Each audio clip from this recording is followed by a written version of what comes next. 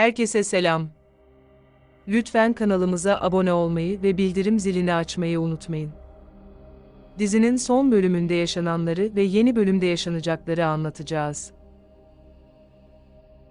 Dizinin özet bölümünü seyretmek istemeyenler videoyu ileri sarabilirler. Bölüm Orhan'ın yatak odasında Hira ile konuşması esnasında başlıyor. Sahra gizlice Orhan'ın yatak odasına gitmişti ve ondan masal anlatmasını istemişti. Hira Orhan'a dakikalardır Sahra'yı arıyordum dedi. Orhun Hira'ya Sahra benden masal anlatmamı istedi ve ben de ona masal anlattım dedi. Hira Orhan'a kusura bakma Sahra sana rahatsızlık vermiş dedi. Orhan Hira'ya önemli değil Sahra anlattığın masalı çok seviyor dedi. Orhan Hira'ya Sahra yaşadığı hayatı hak etmiyor çünkü çok zorluk çekiyor dedi. Orhan Hira'ya şunu bil ki Yekta geri dönse de Sahra için her zaman size destek olacağım dedi.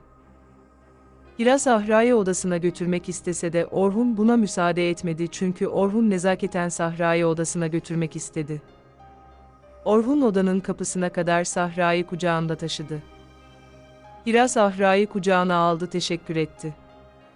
Yekta uyanıktır ve olanları gizlice gözetliyordur. Orhan gittikten sonra Hira Yekta'nın uyanık olduğunu görünce Yekta'ya Sahra'yı Orhun'un odasında bulduğunu söyledi. Yekta Hira'ya Sahra zannettiğimden daha çok Orhun'a bağlanmış dedi. Hira Yekta'ya hiçbir cevap vermedi sadece ona iyi geceler dedi. Ertesi sabah oldu. Orhun çalışma odasında Afife ile konuşuyordur. Afife Orhun'a sabah erken hazırlanmışsın bir işin mi var dedi. Orhun Afife'ye şirkete erken gitmem gerekiyor işlerim var dedi. Afife Orhun'a kahvaltı masasına gelmen gerekiyor çünkü misafirlerimize kahvaltı sofrası hazırlattım dedi. Afife Orhun'a misafirperverliğimizi birlikte göstermemiz gerekiyor dedi. İkilinin konuşmalarını açık olan kapının ardından Sahra dinliyordur. Afife'nin ısrarı Orhun'u ikna edemedi devreye Sahra girdi. Sahra Orhun'a Behiye teyze çok güzel bir kahvaltı masası hazırlıyor lütfen sen de bizimle masaya otur dedi.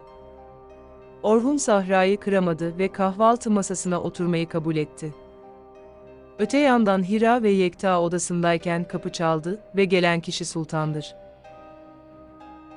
Sultan Hira'ya Afife Hanım sizleri kahvaltı masasına davet ediyor, ayrıca Orhun Bey de olacaktır.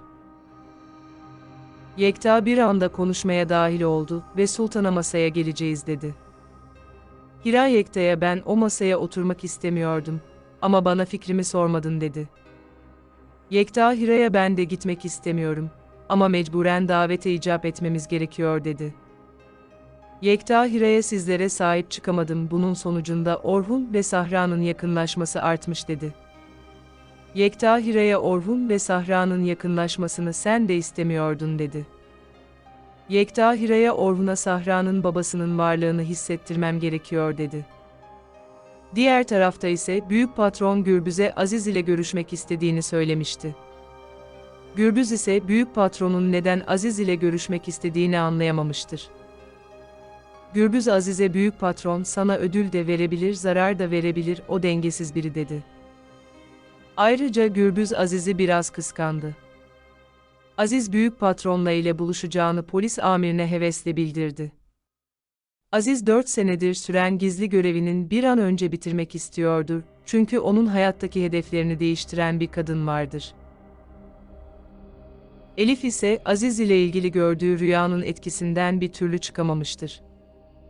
Elif rüyasında Aziz'e sarılmıştı ama o sarılmayı Elif zihninde farklı yorumlamaya çalışıyordur. Elif olabildiğince ev içerisinde Aziz ile karşılaşmak istemiyordur. Hatta Elif Aziz'den uzak durmaya karar verdi. Aziz ise Elif'e yakın durmaktan hoşnuttur ve ona karşı kibar davranıyordur.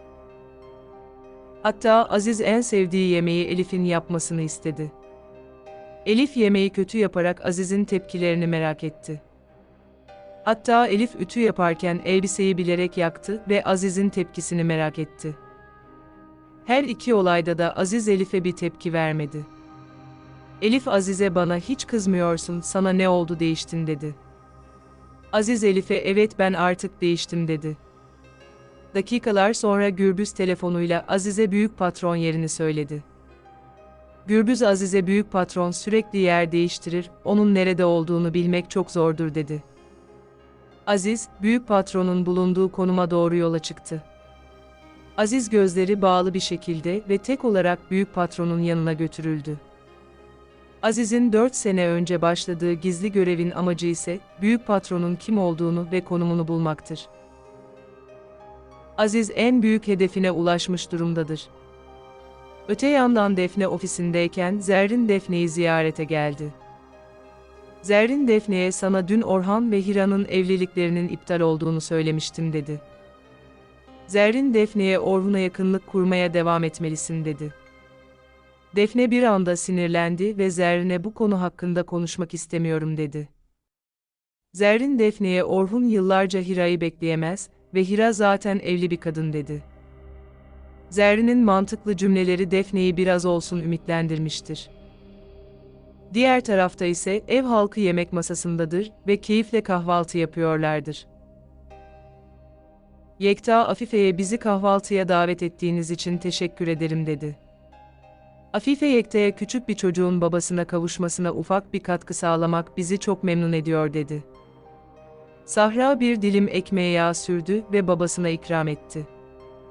Yekta adeta Orhun'a nispet yapar gibi Sahra'ya sahiplenici cümleler kullandı. Orhan ise Sahra'yı ve olanları kıskanıyordur. Yekta Afife'ye ailemiz zor zamanlar geçirdi ama zamanla bu süreci atlatacağız dedi. Orhun Yekta'ya zamanı değerlendirip gerekli adımları atman gerekiyor dedi. Yekta Orhun'a zamanı çok iyi değerlendireceğim, bütün belalardan kurtulacağım dedi. Afife Yekta'ya sizin yokluğunuzda Sahra bir kamp macerası yaşadı ve o kamp anında geçirdiği zaman ona çok iyi geldi dedi. Yekta Orhun'un Hira ve Sahra'yı kampa götürdüğünü öğrenince morali bozuldu. Hira Yekta'ya pedagogun önerisiyle Sahra'yı kampa götürdük dedi. Yekta istemsizce Orhun'a yaptıklarından dolayı teşekkür etti. Sahra Hira'ya yaşlı teyzenin sinirlere gitmişti dedi. Küçük bir çocuk bile Afife'nin ani değişiminin farkındadır. Afife Sahra'ya kamp maceranı anlatmadın, orada neler yaptığını anlatır mısın dedi. Sahra orada Can isimli bir çocuk ile tanıştım ve çok eğlendik dedi. Yekta Sahra'ya sen kampı çok seviyorsan seni mükemmel bir yere götüreceğim dedi. Yekta Sahra'ya İsviçre isminde bir ülke var ve çok güzel ormanları var, birlikte oraya gideriz dedi. Sahra sevinerek Yekta'ya bir an önce gidelim dedi. Yekta Sahra'ya birkaç ay sonra seni ve anneni İsviçre'ye götüreceğim dedi. Afife her fırsatta Yekta'nın yokluğunda yaşananları Yekta'ya anlatmaya çalışıyordur. Yekta'nın her bilmediği bilgi ailesine olan bağını daha da arttıracaktır. O esnada Afife'nin telefonu çaldı ve arayan kişi Zerrin'dir. Afife telefon görüşmesini yapmak için başka bir odaya gitti. Zerrin Afife'den Yekta ve ailesinin köşkte yaşadığını öğrendi. Zerrin Afife'den Orhun ve Hira'nın evliliklerinin Yekta tarafından bilinmediğini öğrendi. Afife Zerrin'e karşı kibar konuştu ve ona her şey kontrol altında ve yavaşça ilerliyor dedi.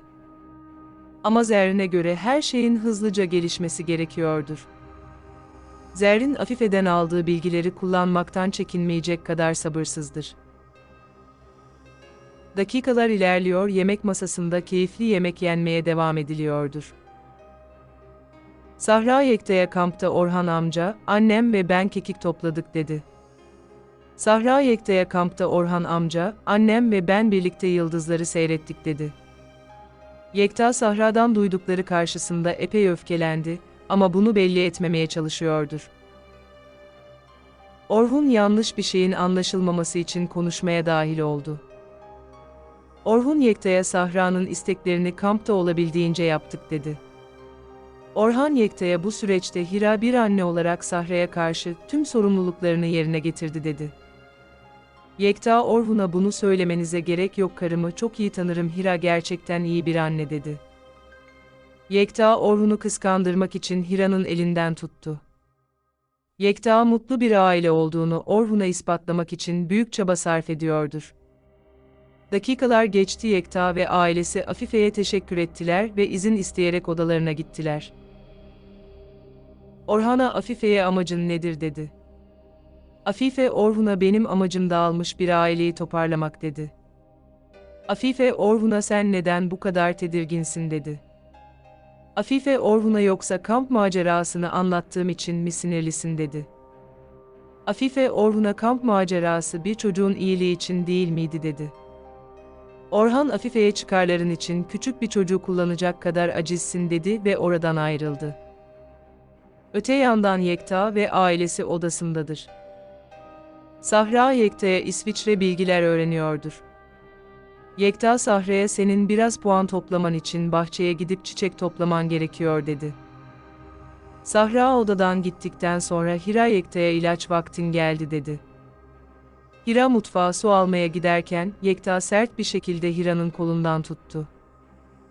Yekta Hira'ya ben yokken neler yaşandığını bana anlatacaksın dedi. Yekta epey öfkelidir ve kıskançlık krizi yaşıyordur.